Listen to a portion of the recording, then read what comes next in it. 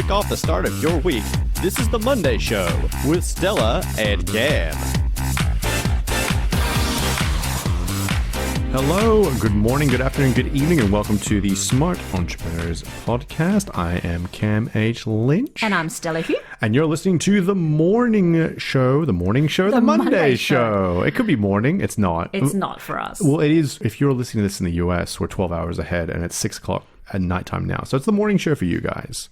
But it's the Monday Show. So it's the Monday Show. Thank you very much for joining us on the Smart Entrepreneurs Podcast to help entrepreneurs, business people, and self-made millionaires alike learn the trade secrets to get them on the road to success. And today we are looking at roadblocks that can stop you from achieving that online success. And what do we mean exactly like that? They're obviously figurative, not literal roadblocks. Before that, Stella, how are you today? I'm good. On this evening. On this not morning. Not morning. Yes.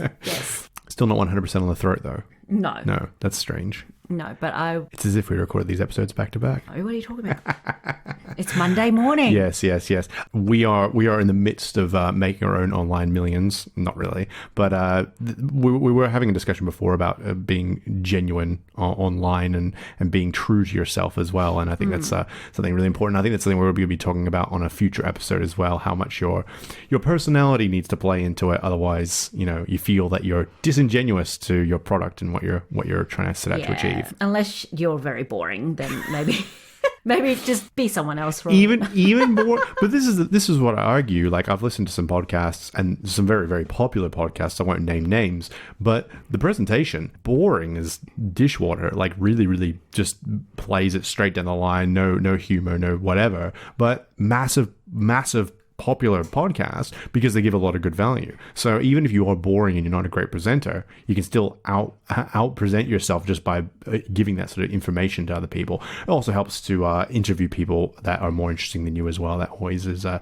feather in the cap of the podcast world for sure. So, and we're stuck. You're stuck with us too. So unfortunately, we're going to get this show on the road. And speaking of roadblocks that can stop you from achieving online success. Now, these are things that whoever wants to escape the sort of 9-to-5 grind, getting out from under middle management and going out and doing their own thing. There's a number of things that stop them that isn't quite obvious. And when we bring these up, we kind of go, why would you do that? But honestly, these are things we come across talking to people, consulting, and even in our own experience that have massively stopped you from going out and achieving your dream of online success and running your own business. So first of all, one of the roadblocks is physical.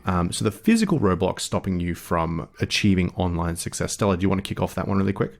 Yes, so that actually affects me quite a bit, actually. The physical aspect is the fact that if you are just starting out, we spend so much time on making sure everything is right, doing everything on the business, that we often neglect our health. We think that's always the first thing we put aside. Yep. We go 3 a.m., we're still working on our projects, and then the next day we'd have to wake up at 5 o'clock, and we do that, and we get sick and we're still working. Yep. We don't look after ourselves. We have a bad diet. Yeah, and you stay up late, so you shove some sort of fast food down your throat because it fills the gap, but it's horrible for you. Exactly. And then what happens when you get sick? There's nobody else to run that business for you. You still have to run it, and then you get even more sick. Yeah. And eventually there's going to hit a tipping point, which it actually did for me in a little bit. It hits a tipping point where your body just shuts down and goes, I'm not doing this anymore. You can do it on your own without me. And then what do? You have to stop. And then you can't achieve that success that you're so pining away for, you've been working so hard for, because you're not looking after yourself. You can't achieve much of anything, to be perfectly honest. Yeah. when your body waves the white flag and completely gives up on you, absolutely, there's nothing worse. And this is the first roadblock that we mentioned, because again, I'm sure there's plenty of you listening to this podcast going, well, that's a no-brainer, right? But you'd be so surprised about how in the moment of someone's business. And there's been a lot of people who've been very, very successful in business, but at the detriment of their health. And you hear about that all the time. People who just push themselves, have these obscene like 20-hour days or something. And a case in point, a smaller niche business I was working for before we made the transition to full-time entrepreneurship and working for ourselves, both the owners of that, they were like a husband and wife combination, both worked really hard, but had horrible diets, never went to the gym, both very overweight, and they both took time off to go overseas to get lap band surgery to sort of magically fix their their problem and things like that. But I'm just like, well, if you just had a salad instead of fast food every day for lunch and things like that, but you are your product. You have to work on perfecting your instrument, which is you. And if you don't put that first, then again, you can't do anything. You can't work on your business. You can't play with your kids. You can't go out and see your friends. You can't do anything. So health and the physical roadblock have to be addressed first, because everything just dominoes underneath that. And if that's the first thing that falls over, then you're sunk from the start. So, and for your own sake, for the sake of your family and friends and people who care about you, you have to make sure you're looking after yourself. And we love each and one of you who listen to the show. So please, look after yourself physically, and good things will definitely happen. Yes. Next up is financial roadblocks. So people who feel that they don't have the fiduciary capacity, how's that? To start their own business, they've somehow got it cooked up in their head from some quote unquote guru or something like that saying, you need to buy my online system to, email sales funnel success, or you need to have this type of website with this type of flash infinite scrolling, whatever the new thing is. You can tell that I'm living this century and all this other stuff. But you know what I mean? Like, people think like, oh, I don't have all these great. It's like people are like, oh, I can't make a sale unless I'm wearing like a $1,000 suit, and my hair's not got this product, I'm not wearing this kind of watch, and blah blah blah. No.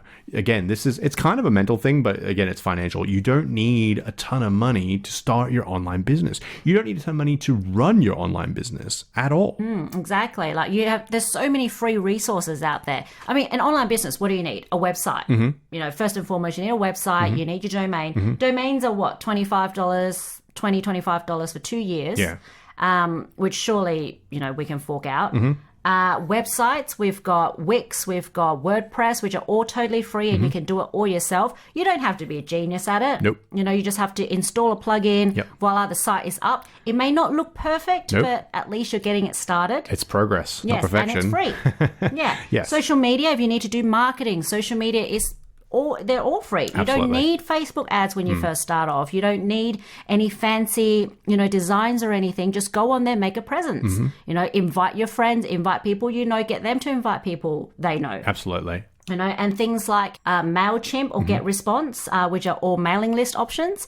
They have free starter options for people as well. So until you start growing your list, it can be completely free. Absolutely. Yeah. So there's so many resources. For sure. You don't need all these whiz-bang things and showing off to people how much you can spend on your website to get customers in the door. And you know what's completely free, 100% free, and will bring you the most money? A good idea.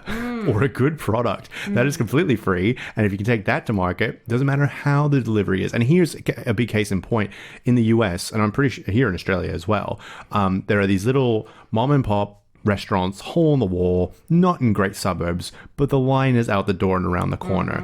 If you build it, they will come. If you provide a good, there's a little restaurant here in Perth where we live called Pacific Rim Mix Plate, and it does like, it looks like crap, like that. It's basically a kitchen with a like a living space annex with it, and like little tables and chairs. Like, it doesn't look like crap, but it's no great shakes when it comes to. Not. But it's constantly busy. I think so much so they don't open 7 days a week or something like that, or they've got these weird hours or something like that. They do like Pacific Island, Hawaiian, Japanese fusion, and it's just incredible. Every single time you go, it's just great, amazing portions, delicious. Line out the door every single time. The one store, not in a well-known suburb, not in a well-known place. Yeah, me too. You'll be hungry. Me hungry too. But the thing is, they do great work. word spreads like wildfire, and they don't need advertising. They don't need a fancy website. I don't even think they have a website. I think they just put their stuff online as like a Yellow Pages or Yelp or whatever. But that's the thing. If you deliver a great product that people love and enjoy and will rave about, the rest will take care of itself. You do not need a single bit of marketing. Well, like in Hong Kong, there's this little I've never been, but I've heard all about it. There's this place that people line up to that sells egg tarts. Yes. Yeah, and that's all they sell. I mean, I think they sell like little wife cakes and things like that, but they are known for their egg tarts. People line up there at 5 o'clock in the morning every day just to get their egg tarts. And it's not like they're in a big fancy restaurant or anything. It's just a hole in the wall, basically. Yeah, I think in California in the US there's a same place that does ribs, like a little place, and it's even, I think it's in a bad area as well. But people they travel to go there because they are that good. Sometimes being cheap actually works for you. That could be your brand. But that's the thing. If your product is good or your idea is good, people will travel. It doesn't make a difference. You can have an advertising budget or a fancy website or whatever. But if your product is lousy or your idea is lousy, no one's going to want to borrow it. So again, financial. Do not allow yourself to think that just because I don't have a great website or whatever. And you can always build on these things. There's a lot of free options out there. And again, everything that Stella mentioned, we'll put those in the show notes as well, so you can check those out. And if you need any more advice for any free options, feel free to drop us a line as well via the email or a social media, and we'll be happy to help. Real quick note on social media. Even though we're not huge advocates of building your presence on rented land, which we'll get into another show, when you're starting out, perfectly fine. Make your Facebook page your website if you need to, like just to get that ball rolling. And I'm sure that's how Pacific Rim Mixplate. Again, the name's terrible as well.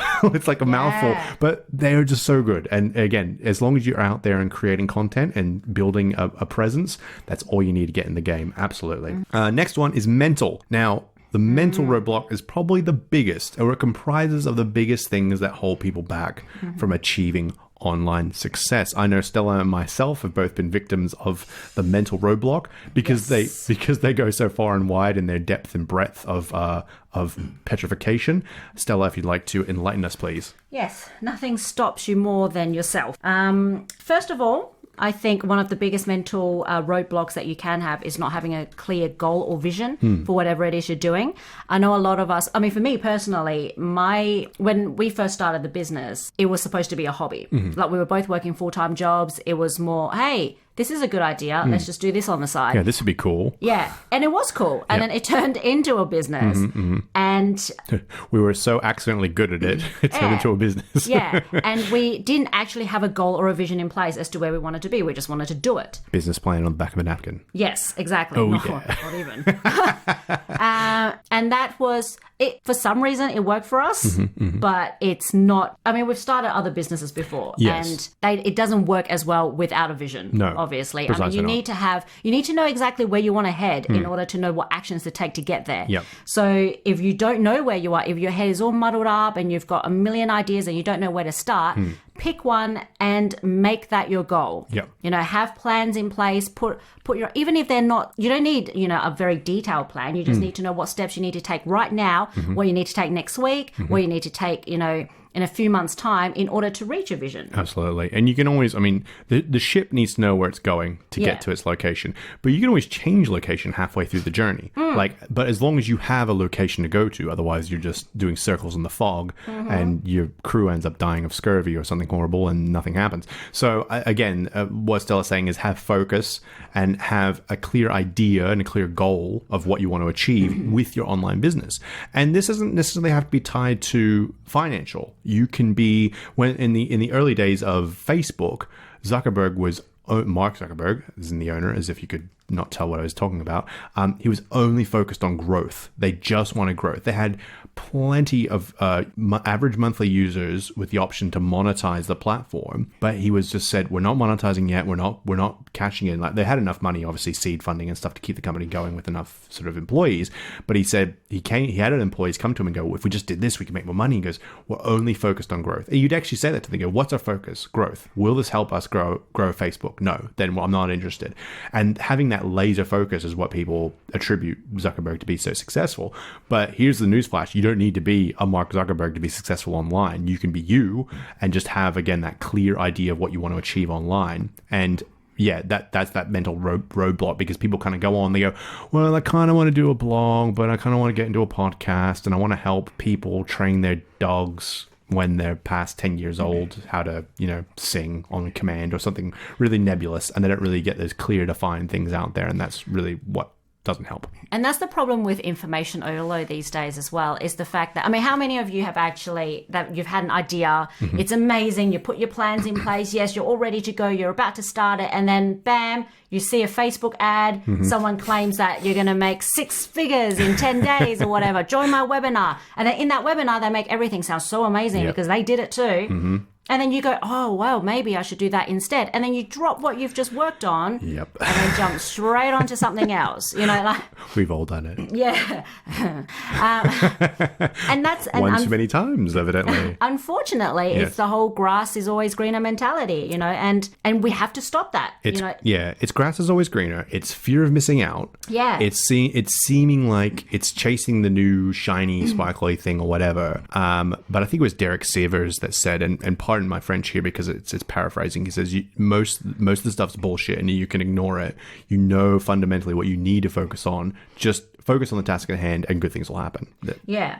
And I think that's very important. If you don't have a focus, we're not saying give up on all those amazing ideas that you just heard. Just shelve them for now. Put them aside, put them in a folder and say, I'll go back to them later once I've made something out of this. Absolutely. Once I've seen results with what I'm doing right now, which wouldn't take you long if you had focus, then I'll look at the next project and then the next project. That kind of is on the other side of the coin of what we discussed in one of our previous episodes about perfectionism is killing progress. Much like if you hesitate and try to tweak something to be perfect, you don't get to release it. Whereas with this is like you never gave your previous example a chance to do anything. You've went and gone and chased the new brass ring, and so wait till what you're doing definitely fails, like 100%, and then go maybe change tack. And we did that actually. Yeah. There's been a few projects where we've actually said, okay, let's put 100% of our time into this for 3 weeks and put it all up, wait until it goes online, put all of our time into it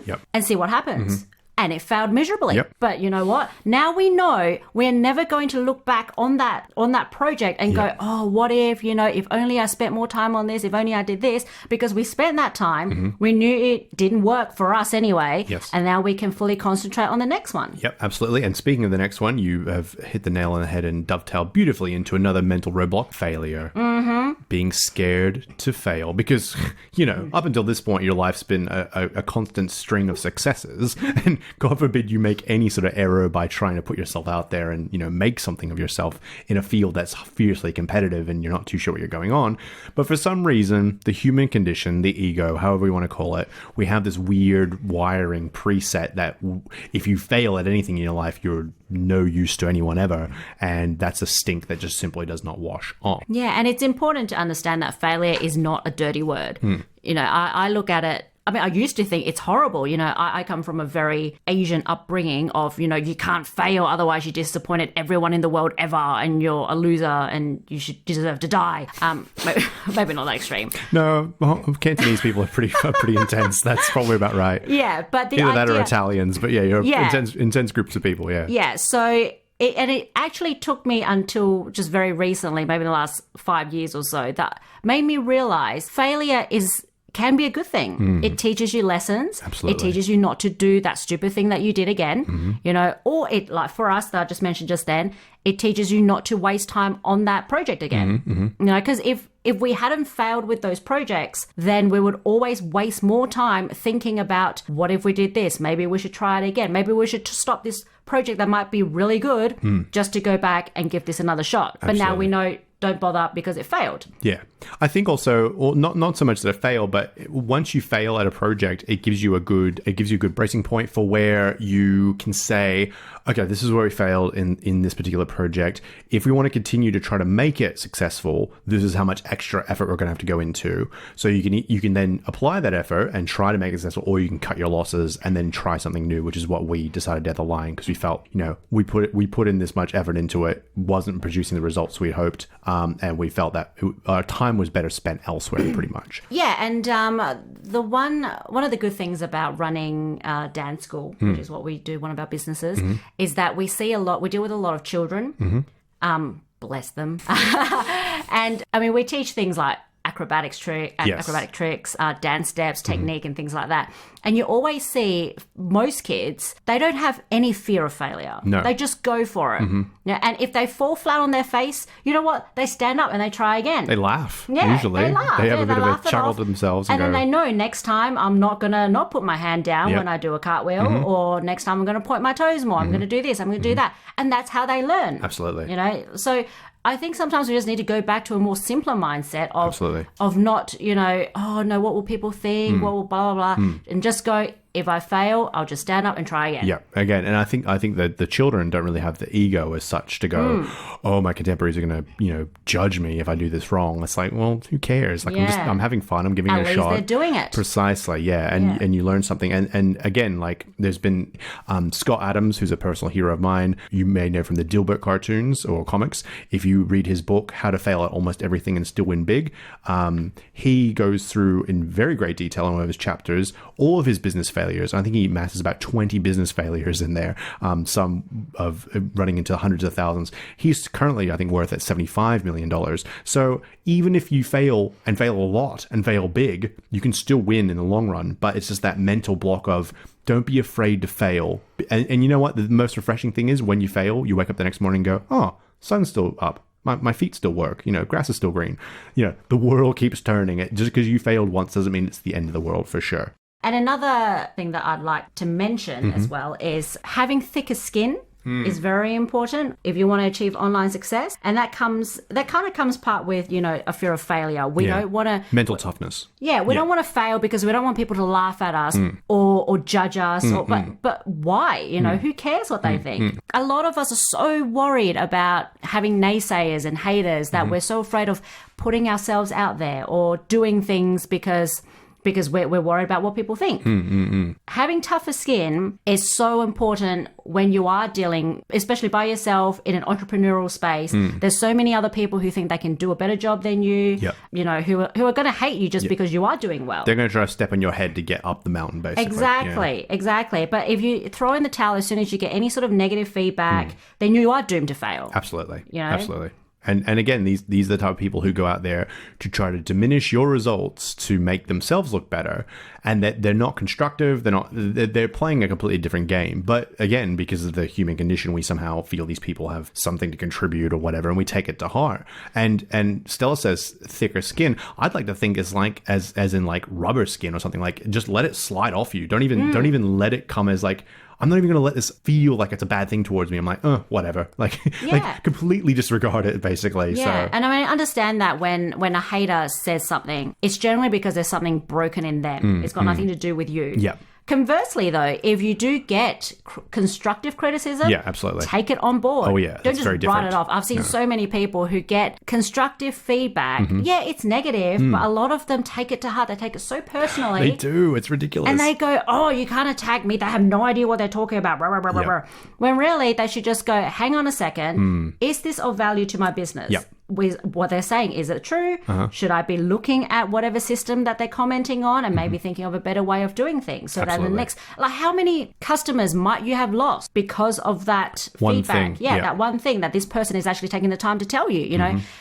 So conversely, you need to understand that there are negative feedback that you do need to take on board and it will actually help your business. And that is such a huge topic. We are actually doing a separate podcast on how to handle negative feedback, which is something we've both had to take in our stride in our years. And it is a good thing, it definitely. And we'll discuss that on a future episode of the podcast. So please subscribe and stay tuned to that. And I think the main thing with, again, this mental roadblock thing, we can go on forever and ever, and there's still more and more points, but I don't think I'll belabor it too much. But again, it's getting in that mindset of just be present and be wanting to do achieve your goal, essentially, and don't let anything stand in your way, no matter how trivial, no matter how ridiculous or whatever. And getting your head out of your ass. That helps too. And I'm just thinking of an example of we did some consulting work for a client of ours who runs a beauty company. Oh, yes. Yes, yeah, that one. And she was very much anti-negative criticism. She was very, comments online. Yeah, about her comments brand, online. against her brand, I should say. Yes, yes. I mean, she functioned on Amazon. That was what she did. Her main platform. She sold products on Amazon, and obviously Amazon is all about feedback, all about reviews, and how many stars you give products. And whenever there was a negative comment or a negative review, she would get it was like it was the end of the world. Yep. She did everything she possibly could to get this negative review off, you know, including ways that I wouldn't recommend, and I didn't recommend to her, but you know, some clients. What do you know, expert? Yeah, some clients aren't worth keeping. But yeah, and it just drove me nuts. Mostly because that's not the way you should run a business. No. And her business, you know, it didn't function well because it was obvious that she was trying so hard to get honest negative reviews off instead of just responding to them like a business should. Absolutely. Being open and upfront, and maybe even getting more feedback to see, you know, maybe what they're saying is correct. Maybe there's something I can change about my business that will make it better. Absolutely. You know, instead she spent so much of her time worried about a few words from people that she didn't spend time running her business effectively. Absolutely. And just to dovetail with that, app developers, so people who develop applications for phones and tablets and whatnot, they thrive on negative feedback. Because what they actually do now is, I know they do this in the Android store, I'm not too sure, I don't think they get away with it with Apple, but what they do is they release a real crappy version of whatever product they're making, and they know beta it. Version. Yeah, well, before beta, like theta or whatever, like before the beta, before the main release, they release a really terrible version of it. They know it's not finished, but they go, well, this is as good as it's going to be for now. They release it, and then they wait for the feedback to come in, and the comments will come in and go, you need more of this here, or I would love to see this application. So then they remove it from the store, change it up a bit, change the name, re-release it, and they just repeat that until they get a really good product, and then they launch it and charge money for it. It's like taking their negative feedback is like putting a microphone to your customer's mouth and going, what do you like about this? What should I change? And they don't go, oh, why are they being so mean to us? Let's have a cry in the corner. They go, no, this is brilliant. We know exactly now what the customer wants. And we're not giving them bad products. We're simply building them better products. And it's beautiful how it works. But people take it so personally. They go, oh, you know, it's an affront against me and everything I stand for. No, they are only taking your product on face value, and this is what they're telling you about it. And again, like Stella said in that sales example on Amazon, you can tell them until you're blue in the face, hey, maybe you should listen if it is something valid, and coming from someone who kind of knows what they're talking about. From someone who you're paying to consult, think you would listen to their consultations? Some people, again, mental roadblocks. Yes. Some are so great we can't comprehend them. And finally, the last roadblock, and this is kind of going in mental, depending on how you perceive it, is time. Some people feel they don't have the time to start their own online business or online success, but that is a load of horsefly. I don't know what expletive I could. Codswallop. There we go. I'll put that one in there for the friends across the pond. There's always time. You can always find time, even if you have a ridiculously demanding job in the real world, and you can find half an hour a night, 10 minutes a night, 15 How much minutes is it before. worth to you? Precisely. Essentially, yeah. I mean, and it's okay to go slow. You know, you don't need to put away 3 months just to sit there to get your business up and running. You know, it's a matter of, you know, like, and that's the whole thing about being a perfectionist. You don't need it to be perfect. You just need to start it, you know, and you actually have more time than you think. Oh, yeah. I mean, sometimes at night, instead of watching 3 hours of TV, you could just watch 1 hour of TV and then spend working on, you know, 2 hours on building your business. Yeah. You know, instead of doing nothing on a Sunday, spend a few times in the morning writing blogs or creating content. Yep. It's as simple as that. You don't need a lot of time. You can even do it on your lunch break. That's exactly what I did, actually. Yep. When I first started my hobby/business and because it meant so much to me, during my lunch break of my 9-to-5 job, I would go and answer emails. I actually answered some during. I was going to say, sometimes that bled out of your lunchtime, I think. Yes. So. Yeah, and, you know, because your former employer has more problems to deal with at the moment. It meant so much to me that I was willing to do that. Yes. So don't complain about not having enough time. Absolutely. Make time. Yeah, it comes with an old adage that my one of my old bosses, who I admire greatly because he just had an indomitable work ethic, and just and he was an amazing dude as well. He's very successful in what he does. But he had a photocopy up on his wall, and you know people put all sorts of stuff on their cubicles and stuff like that. But this is the only thing he photocopied and put up there. And I'm paraphrasing here, but it was something along the lines of, if it's important, you'll find a way. If it's not important, you'll find an excuse. Yeah. And to piggyback off what Stella just said, if it means that much to you, like it did to her, she was willing to stab her employers in the back by doing I'm kidding. It was tough, but I did it. For the benefit, because and you should thank us because now you get to listen to our lovely silken voices right now, dispelling this brilliant advice to you. But yeah, essentially, if you feel, I don't have enough time to do it or whatever. Just to be clear, I'm not endorsing that you waste your employer's money of course not. and time to do your own thing. No. I mean, like, if you've got breaks and things that are your time, yeah, just want to make that clear.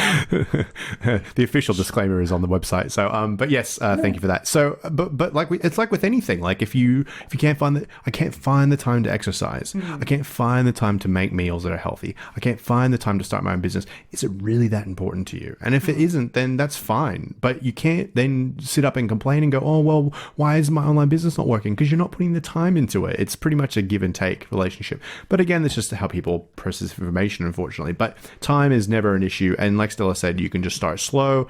You can build up generally. This isn't The Apprentice. There's no time limit on it. You don't have to raise $300,000 in a week. You just need to start one step at a time, get an idea, pre-qualify it, make a business, make a website, I should say, make an online presence, and just slowly build from there. It doesn't need to be at warp speed, and just move at a pace that you're comfortable with, and that will definitely help you there. Those are the biggest roadblocks that we had, but there's plenty more out there, definitely. We would love to hear from you guys. If you could think of anything else that we've missed out here, or anything that you've experienced that we discussed today, please go on to our Facebook page and leave a comment under the post, and we would love to definitely hear from you, and we'd love to hear your insights as well. Excellent. Thank you very much once again for listening. And if you like to see anything that we mentioned in this episode, please check out the show notes. But until next time, I'm Cam H. Lynch. And I'm Stella, telling you to always work smarter and not harder. See you next time. Bye.